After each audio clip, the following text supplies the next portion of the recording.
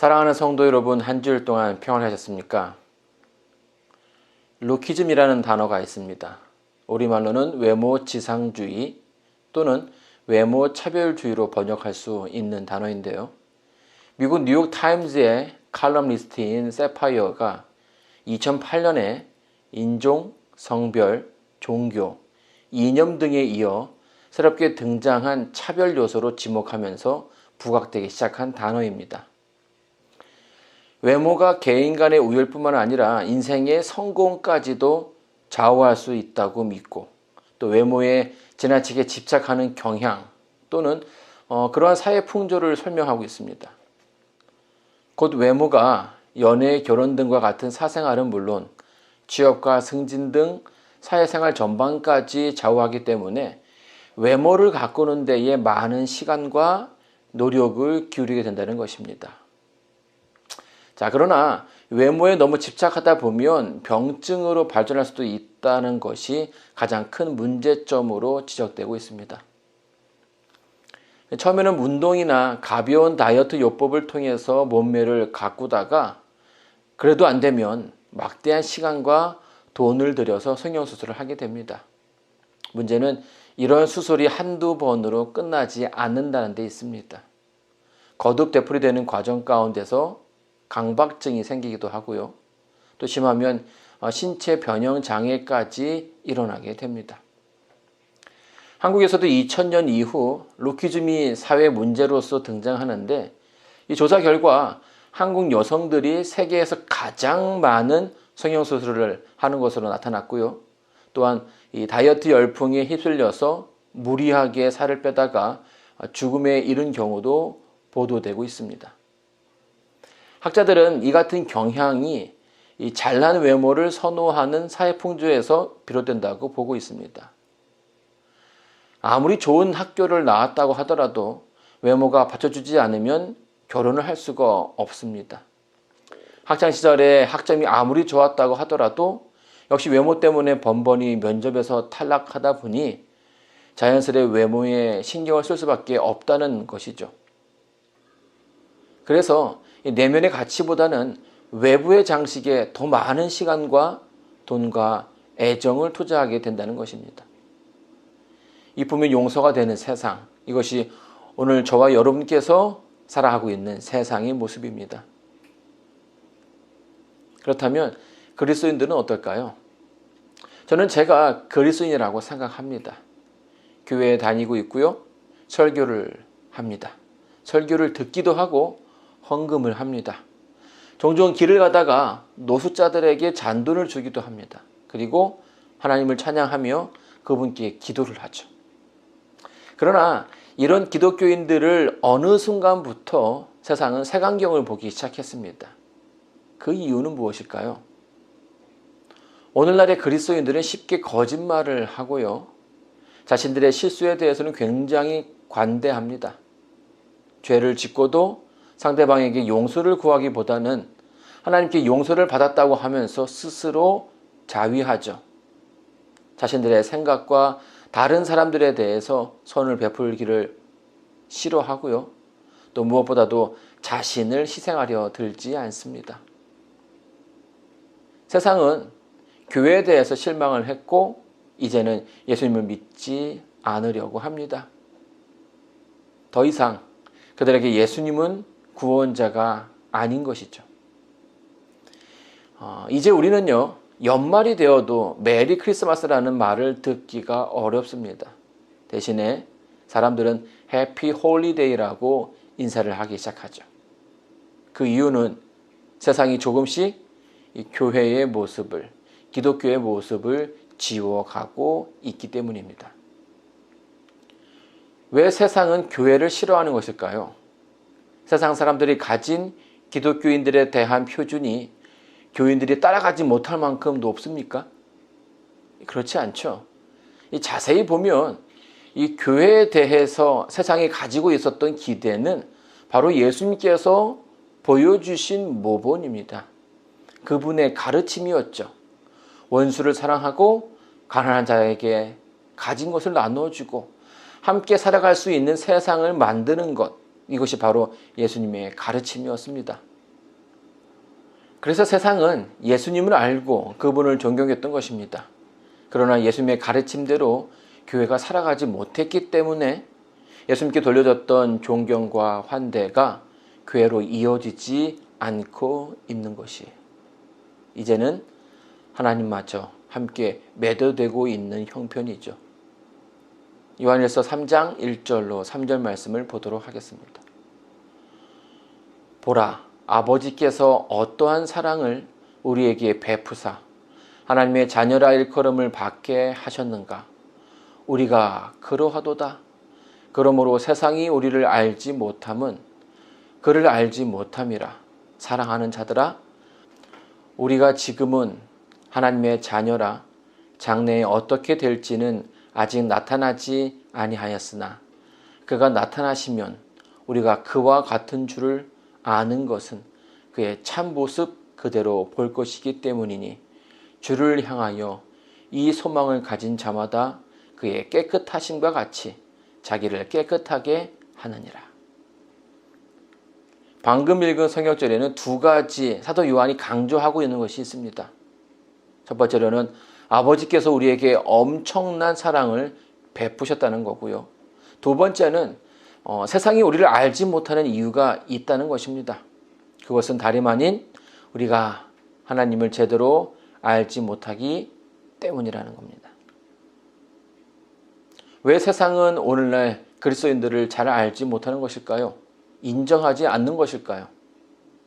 이 교회에 대한 세상의 기대치가 문제일까요? 아니면 기대를 받고 있는 그리스도인의 모습이 문제입니까? 목사인 제가 이런 대답을 해야 한다는 것이 참 가슴이 아픈데요. 오늘날 교회는 하나님의 기대에 턱없이 부족합니다. 더 가슴 아픈 것은 이 교회는 세상의 기대에도 미치지 못하고 있습니다.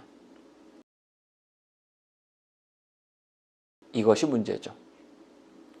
마태복음 7장 21절에 나더러 주여 주여 하는 자마다 천국에 다 들어갈 것이 아니요 다만 하늘에 계신 내 아버지의 뜻대로 행하는 자라야 들어가리라. 이렇게 말하고 있습니다. 우리의 기대와 하나님의 기대는 다릅니다. 나는 교인이라고 생각하지만 나는 하나님을 잘 믿고 있다고 생각하지만 세상은 우리의 모습 속에서 예수님의 가르침을 발견하지 못하고 있습니다. 예수님의 모습과는 다른 삶을 살아가고 있는 우리의 모습에서 그들은 실망을 했고 이제는 기대조차 하지 못하고 있는 것입니다. 그렇게 어느새 교인들은 루키즘, 외모 지상주의에 갇혀버리고 말았습니다. 보이는 것이 전부라고 생각하는 것이죠.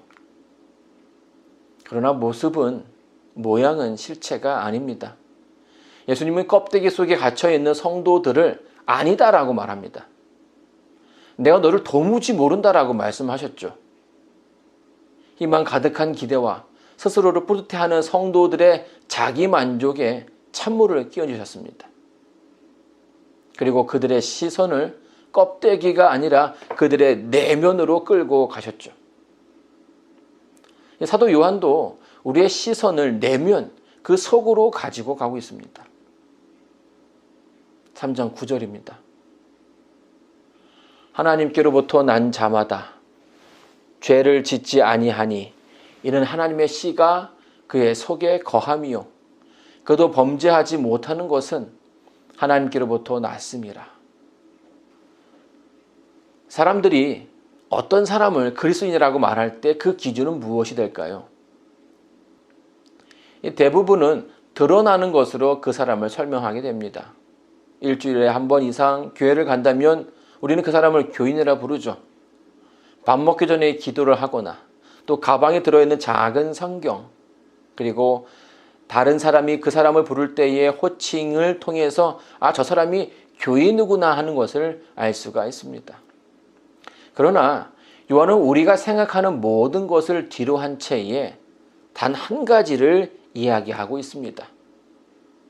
하나님의 씨가 그 안에 있는가?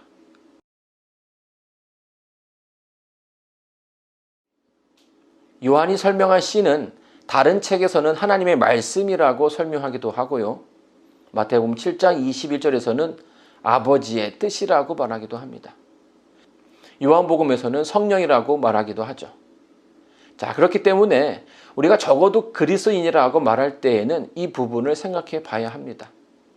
나에게 하나님의 씨가 있는가? 씨가 땅에 부러져 적당한 온도가 되고 적당한 비가 내려지면 뿌리를 내리기 시작합니다. 그러면 싹을 틔우고 줄기를 냅니다. 잎을 내고요. 그리고 마지막으로는 열매를 맺게 되죠. 씨 안에는 능력이 있습니다. 씨 안에는 생명이 있고 씨 안에는 성장이 있습니다. 그러나 껍데기는 그것을 가질 수가 없죠. 씨는 자라고 열매를 맺습니다. 그러나 이것은 너무나 당연하죠. 씨가 심겨진 밭에서는 그 어떤 밭에서라도 당연히 볼 수 있는 너무나 평범한 사실입니다. 그래서 요한은 말하고 싶었던 것입니다. 너무나 당연한 사실. 하나님을 아는 사람들에게 생기는 평이한 모습들. 그것이 신앙이라고 말하고 있고 믿음이라고 이야기하는 것입니다. 너무나도 당연한 것들. 그것을 여기에서는 두 가지로 표현하고 있는데요. 첫 번째로는 사랑입니다. 그리고 두 번째로는 죄를 미워함이죠. 요한이 요한일서 3장 1절에서 우리가 하나님께로부터 사랑을 받았다라고 설명합니다. 하나님께서 어떠한 사랑을 우리에게 베푸사. 자, 여기에서 이 어떠한이라는 표현은 모른다라는 말이 아니라 인간에게 베푸신 하나님의 사랑이 어마어마하다라는 것을 뜻합니다. 그러나 인간은 사랑이 무엇인지를 잘 모릅니다. 태생적으로 자기 중심적인 삶을 살아가죠. 그러다가 어느 날 내가 이 세상의 주인이 아니라는 것을 알게 되는 때가 오게 됩니다.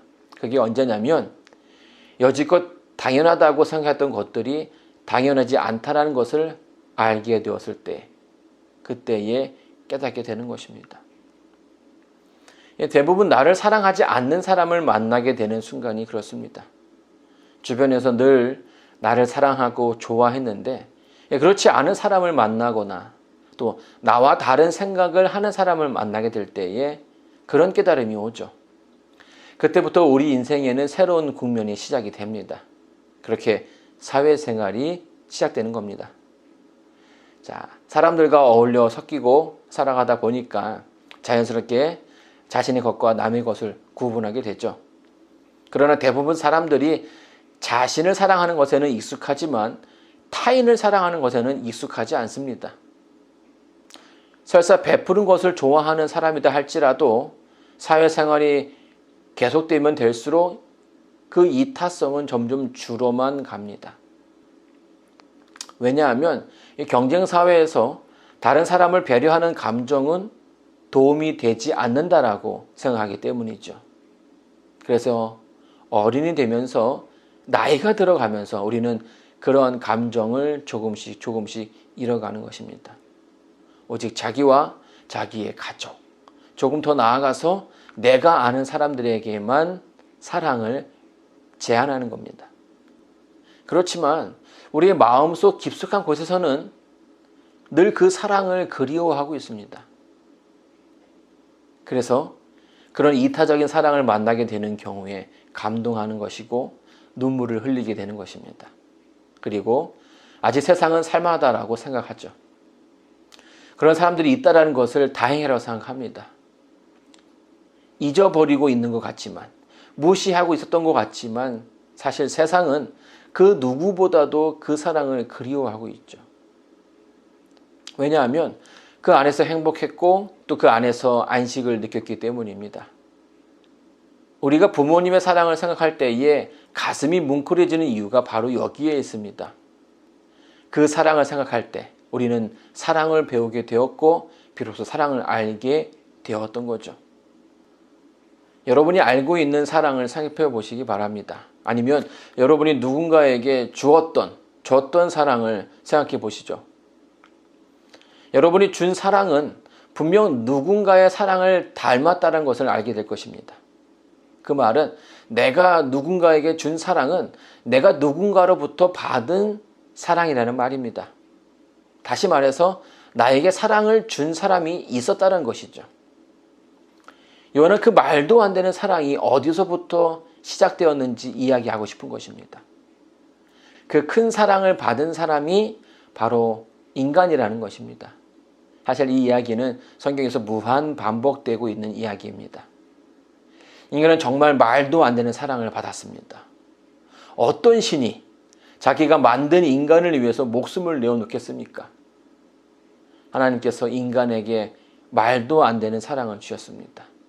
그리고 우리로 하여금 하나님의 자녀가 되게 하였죠. 자, 그렇다면 우리의 삶은 하나님을 더더욱 닮아야 합니다. 씨가 부러졌다면 자라야 하고 열매를 맺어야 합니다. 외모가 닮은 것이 아니라 그분의 품성이 비슷해져야 합니다. 그래야 우리를 통해 세상이 무엇을 할 수 있습니까? 하나님을 알게 되는 것입니다. 사도 요한이 이야기하고 있는 당연한 신앙인의 두 번째 모습은 죄를 미워하는 것입니다. 서당학교 3년이면 풍어를 엎는다고 하죠.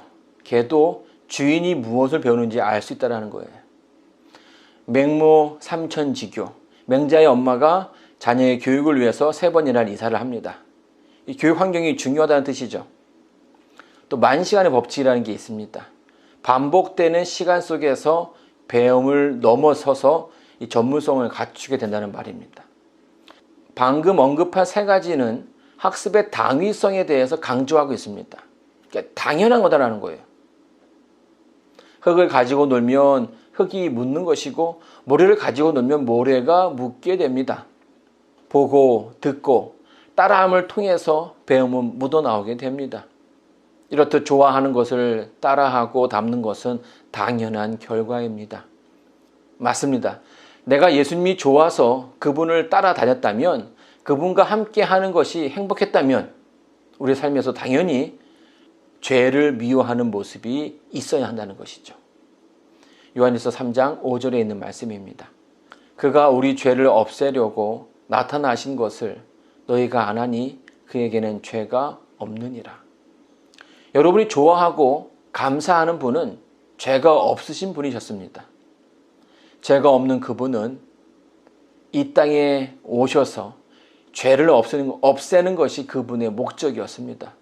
그리고 8절에서 이렇게 말씀하시죠. 죄를 짓는 자는 마귀에게 속하나니 마귀는 처음부터 범죄함이라. 하나님의 아들이 나타나신 것은 마귀의 일을 멸하려 하심이라. 죄를 짓게 하는 마귀를 멸하고 그 마귀의 일을 중지하기 위해서 예수님께서 오셨습니다.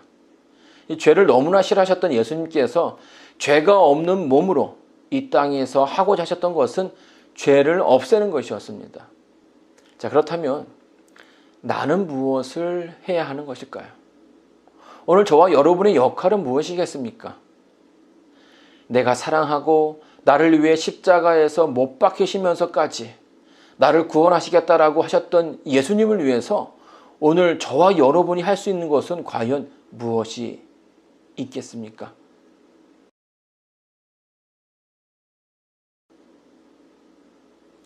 여러분, 장마철이 되면 청개구리가 옵니다. 왜 오는지 아십니까?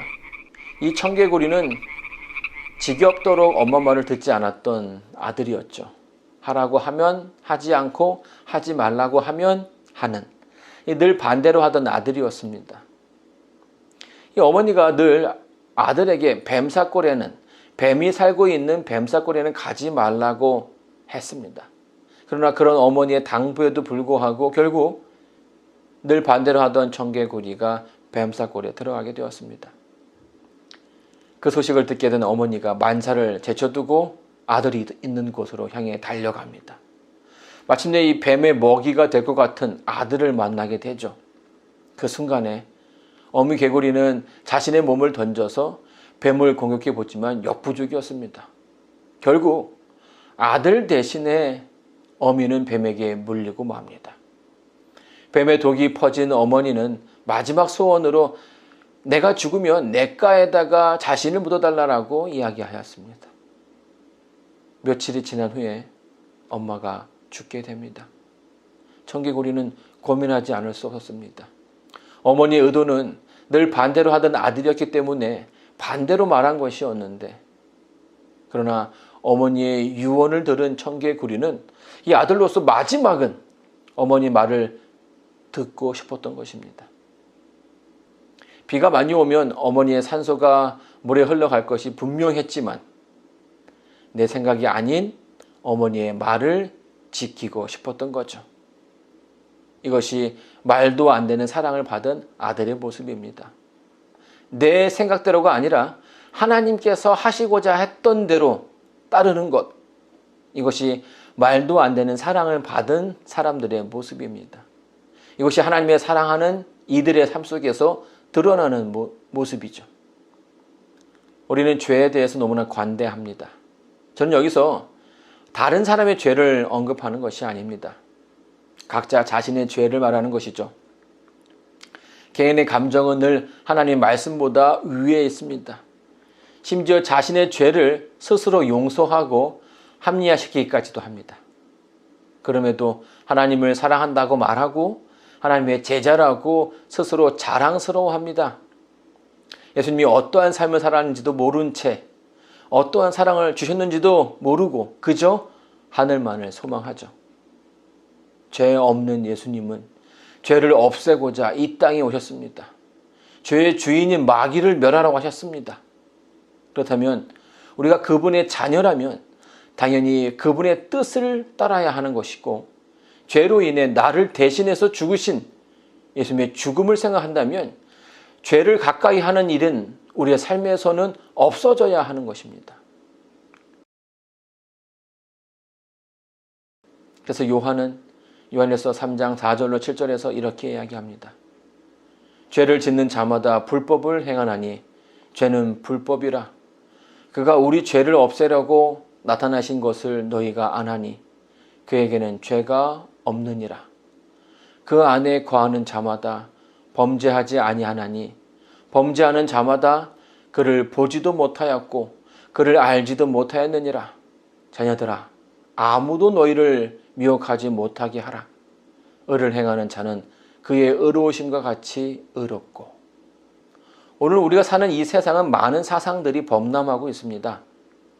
여러 사상들이 우리의 생각을 혼미하게 만들고 있죠.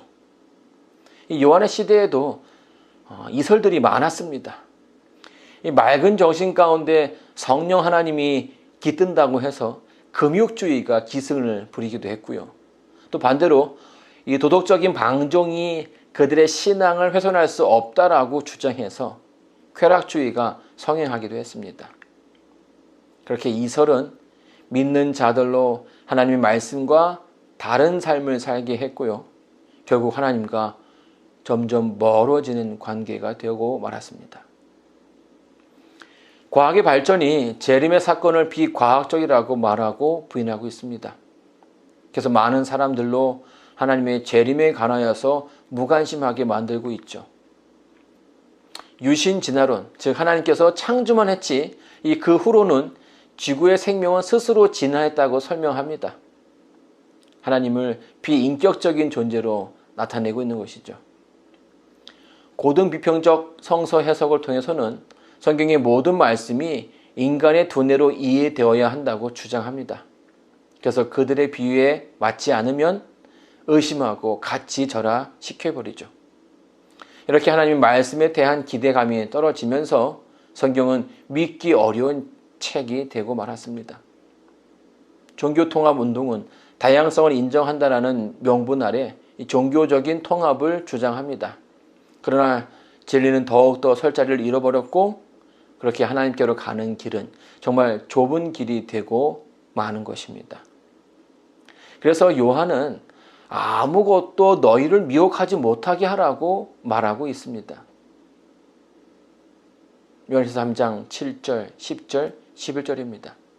자녀들아, 아무도 너희를 미혹하지 못하게 하라. 의를 행하는 자는 그의 의로우심과 같이 의롭고 이러므로 하나님의 자녀들과 마귀의 자녀들이 드러나나니 무를 의를 행하지 아니하는 자나 또는 그 형제를 사랑하지 아니하는 자는 하나님께 속하지 아니하리라. 우리는 서로 사랑할지니 이는 너희가 처음부터 들은 소식이라. 하나님께로부터 사랑을 받은 사람은 사랑할 줄 알아야 합니다. 죄를 미워하고 의를 행할 줄 알아야 한다는 것입니다. 이 군에 들어가면요, 이 군가를 많이 부르는데요. 10대 군가라고 해서 검사도 받기도 합니다. 그 중에 진짜 사나이라는 노래가 있습니다. 어려서부터 많이 불러왔던 노래이고 여러분도 잘 아실 것입니다. 자, 그런데 제가 군복을 입고 난 뒤로부터 그 노래를 부르는 게 너무나 어색했어요. 왜냐하면 이 노래의 마지막 소절이 이렇게 끝납니다. 부모 형제 나를 믿고 단잠을 이룬다. 근데 이 부분에서 늘 막히는 거예요. 내가 군복을 입고 있지만 저 스스로도 군인이라고 자각하지 못하고 많이 부족하다고 생각했기 때문에 이 노래를 부를 때면 늘 부끄러웠어요. 나를 믿고 잠을 잔다는데 그 나를 믿는 그 어머니에게, 아버지에게 죄송한 생각이 들었다는 겁니다. 사랑하는 성도 여러분, 옷이나 모양으로 사람을 설명할 수 있습니다. 그러나 그것이 전부라고 말할 수는 없습니다. 껍데기는 껍데기일 뿐이죠. 그 안에 있는 것까지 설명해 줄 수는 없습니다. 그리스도인이라는 껍데기를 가지고 있다고 해서 그것이 내 속까지 그리스도인이라고 말하는 것은 아닙니다. 예수님께서 말씀하셨고 사도 요한도 반복해서 말하고 있습니다. 기독교 신앙은 모양을 만드는 종교가 아니라 알맹이를 만드는 종교입니다. 그렇기 때문에 하나님께로부터 어마어마한 사랑을 받은 사람들에게 당연히 있는 사랑과 죄를 미워함, 이 두 가지가 오늘 저와 여러분의 그 삶 가운데 있어야 합니다. 성도 여러분, 오늘 안식일에 예수님께서 보여주신 놀라운 사랑에 대해서 생각해 보시기 바랍니다. 십자가에서 보여주신 그 사랑이 얼마나 큰지를 깨닫는 하루 되기를 바라면서 오늘 말씀을 마치겠습니다.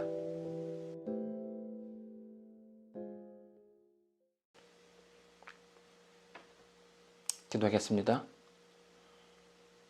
폭풍 가운데서도 제자들을 지키셨던 아버지 하나님, 세상의 바람이 모든 것을 삼키는 듯 보입니다. 우리가 의지하고 바랄 곳은 아버지밖에 없습니다. 저희의 기도를 들어주시고 이 땅의 백성들을 건져 주시옵소서.